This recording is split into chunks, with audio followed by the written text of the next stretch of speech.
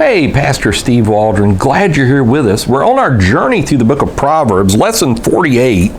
We're in Proverbs chapter 16, verse 25 already. I call it the epistles of the Old Testament because it's so great for Christian living. Build your life on the wisdom of Jesus Christ. He's our wisdom, our righteousness, our sanctification, our redemption, 1 Corinthians 1:30. So build your life on wisdom, the 7 pillars of wisdom, Proverbs 9. You can go listen to that lesson. So let's get started again. Thanks for being with us. We're in Proverbs 16:25, these pithy sayings that have eternal truth. There's a way, and this is one of the most profound scriptures in all of the Bible. There is a way that seemeth right unto a man, but the end thereof are the ways of death. There's a way that seemeth right unto a man, but the end thereof are the ways of death. So sincerity is not the plan of salvation. Ignorance is not the plan of salvation. Jesus is the plan of salvation.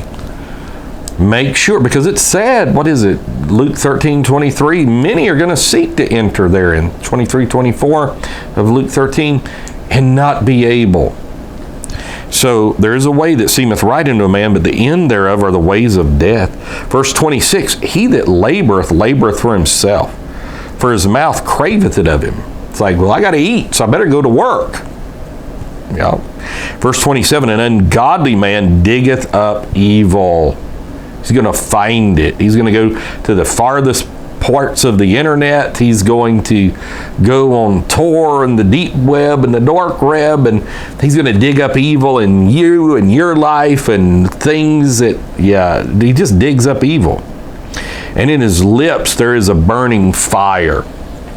And it's like evil people influence. It's like one bad apple corrupts the whole barrel. So an ungodly man diggeth up evil, and in his lips there is a burning fire. I'm thinking of Karl Marx.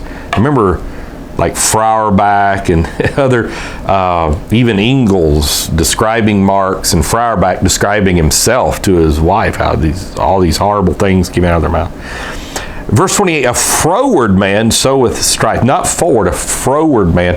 It's like somebody who does evil outwardly. It's froward man. You can think of it that way, forward, froward.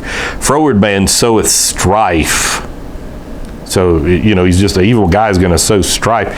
And a whisperer separateth chief friends. Somebody, the gossiper, Snapchat, whatever, text message. A whisperer separateth chief friends. Verse 29, a violent man enticeth his neighbor. All this. Remember, the world was destroyed in Noah's time because of violence. This MMA junk and all that.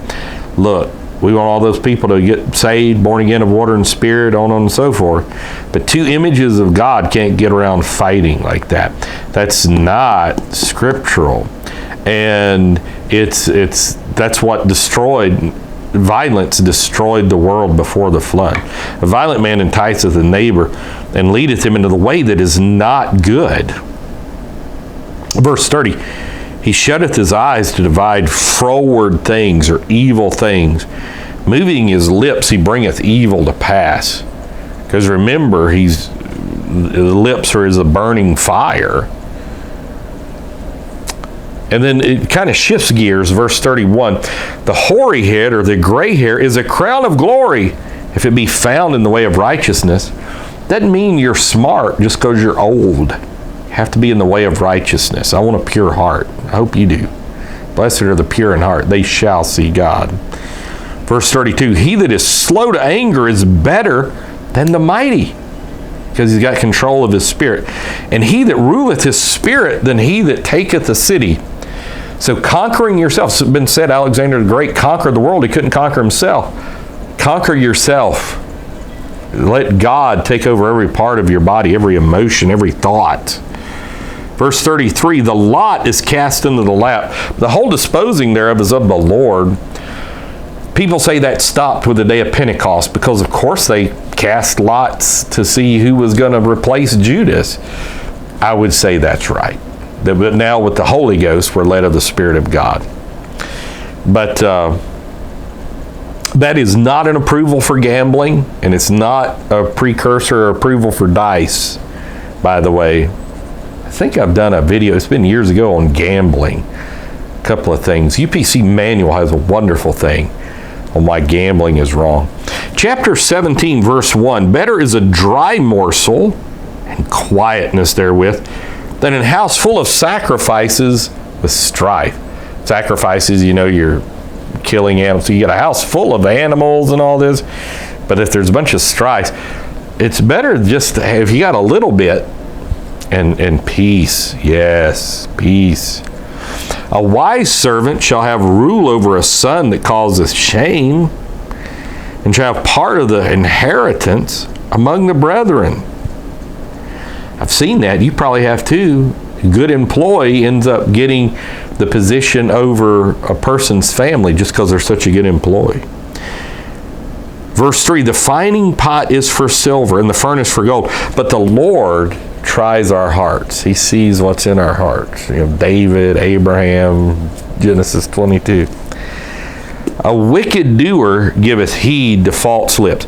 Now, I've often said that this is where tyranny, propaganda, all this stuff is basing it on this principle right here. A wicked doer giveth heed to false lips. So it's like Mazzini, I think it was, that said we corrupt in order to conquer. So when people sin, they'll listen to lies. They'll listen to propaganda. So you want to corrupt the society so they'll listen to what you have to say if it's a lie. We speak the truth. The church is a pillar and ground of truth. So we want everybody to love truth so they'll hear truth. All right? We want them to be pure. We want them to be holy. We want them to be morally holy. Best they can. And a liar giveth ear to a naughty tongue. So if somebody's a liar, they'll also listen to filthy language. Verse 5, whoso mocketh the poor reproacheth his maker. Why? Because the poor is in the image of God.